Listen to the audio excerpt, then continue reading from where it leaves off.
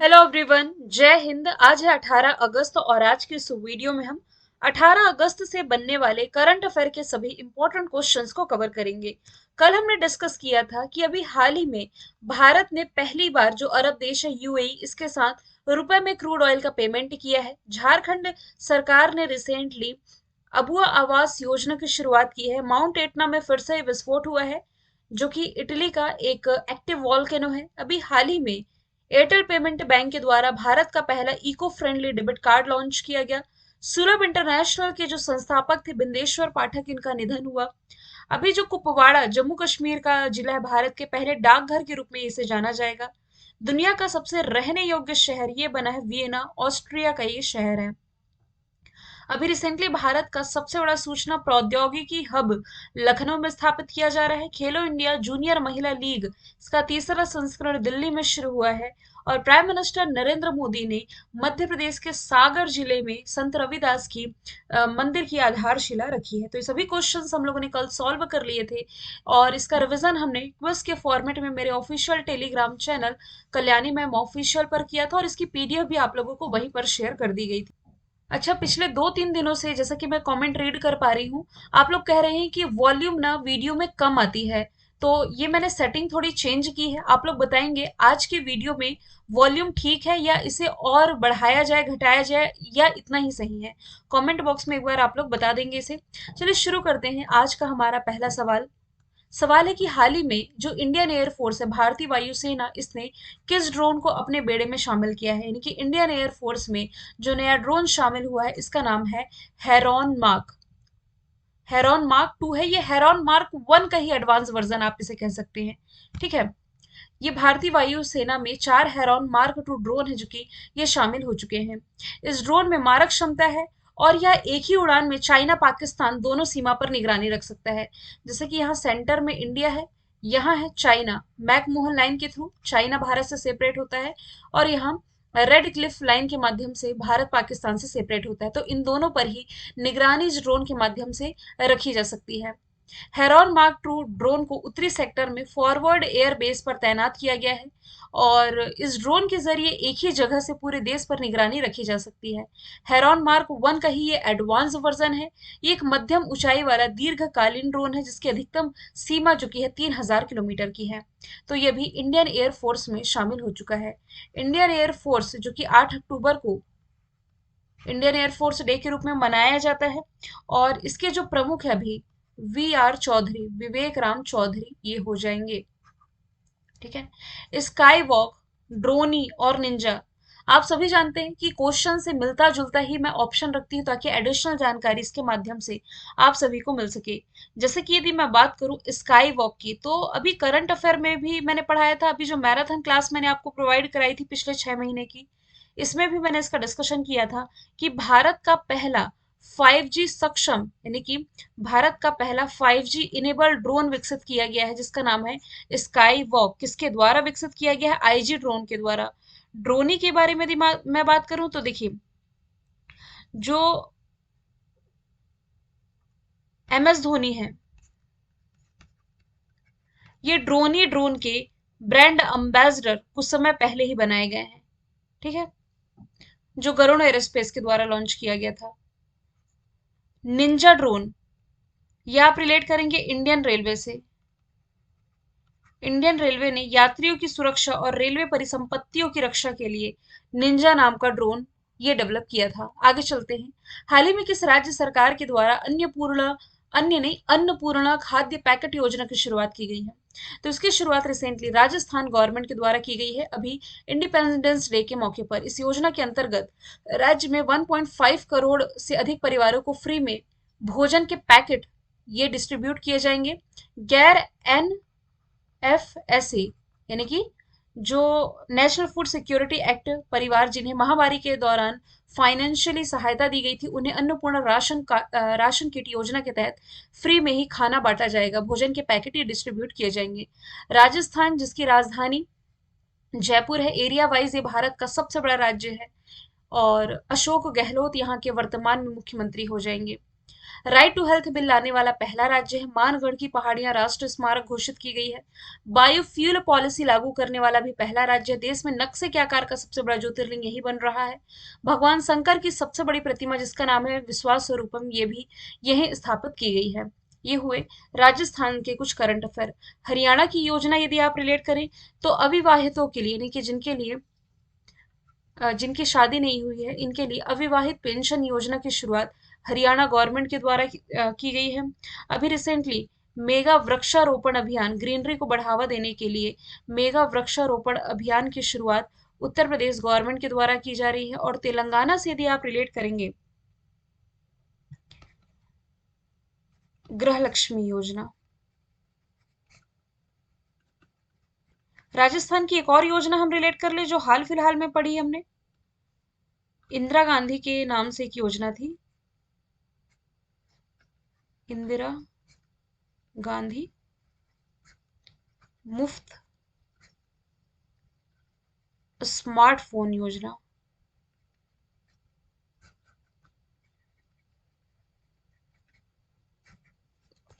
आगे चलते हैं। हाल ही में राष्ट्रपति द्रौपदी मुर्मू ने 77वें इंडिपेंडेंस डे के मौके पर कितने वीरता पुरस्कारों को स्वीकृति दी है?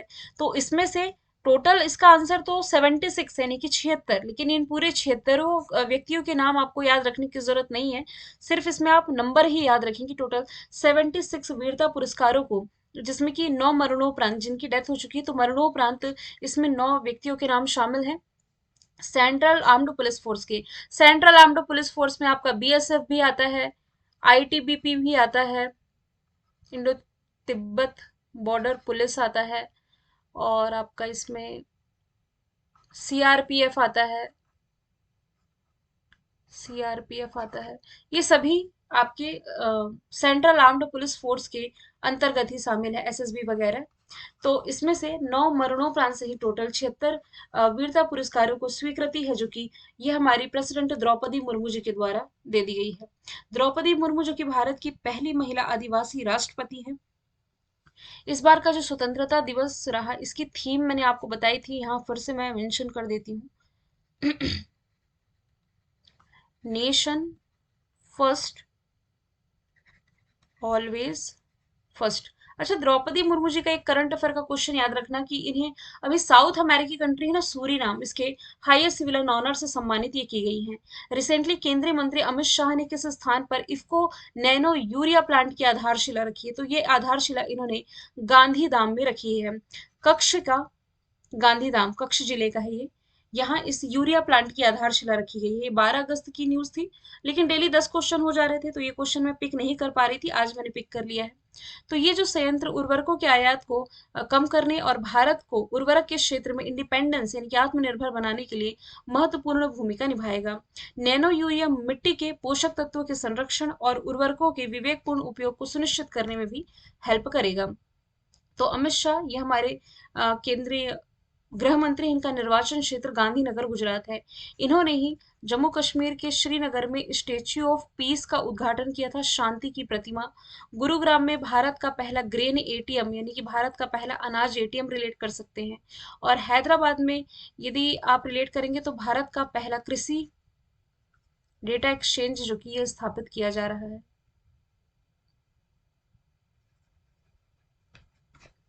आगे चलते हैं। हाल ही में अटल इनोवेशन मिशन और नीति आयोग ने किसके साथ मिलकर के national space innovation challenge 2023 launch किया है?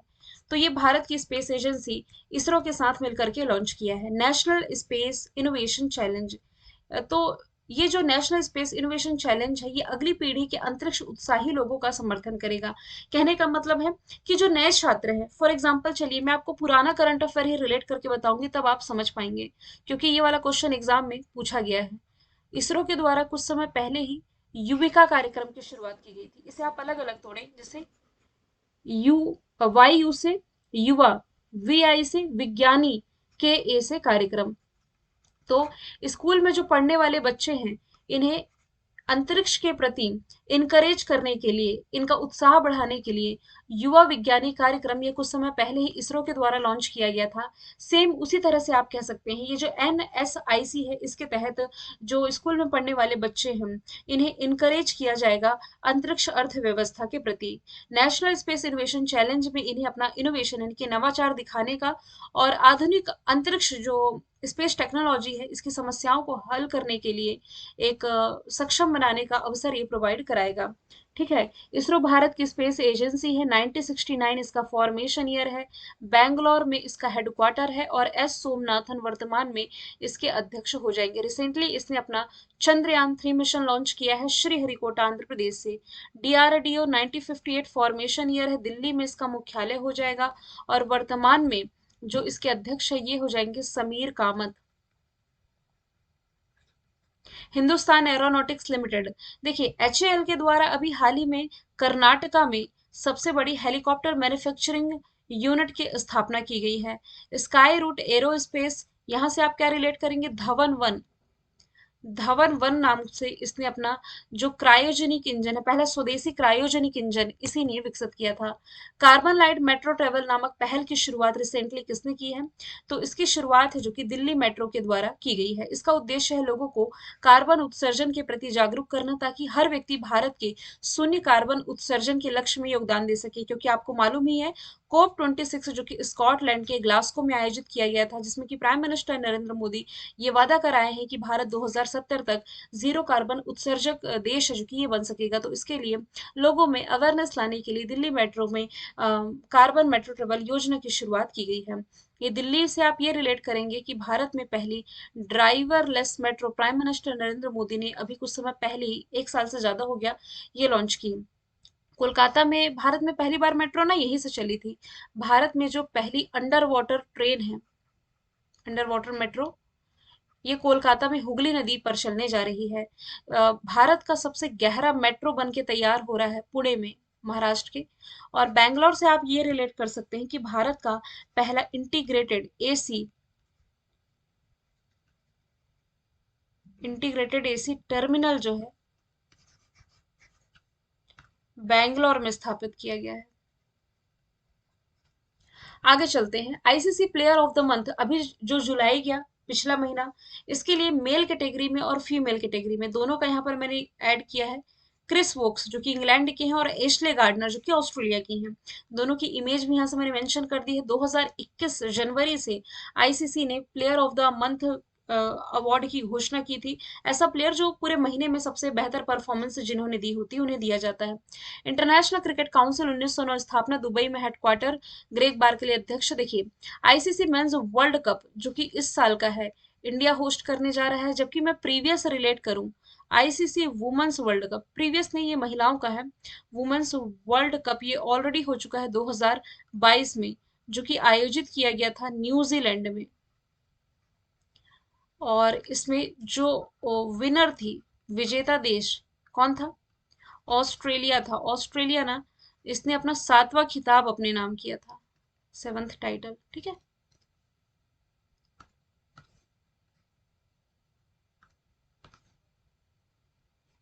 आगे चलते हैं।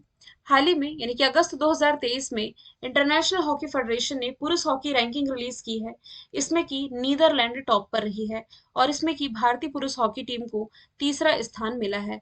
FIH इंटरनेशनल हॉकी फेडरेशन, स्थापना इसकी 1924, ये आपके MPPSC एग्जाम का पार्ट बन चुका है, प्रीलिम्स का। मुख्यालय लॉजन स्विट्जरलैंड, तैयब इकराम इसके अध्यक्ष हो जाएंगे। अर्जेंटीना जो है, ये फीफा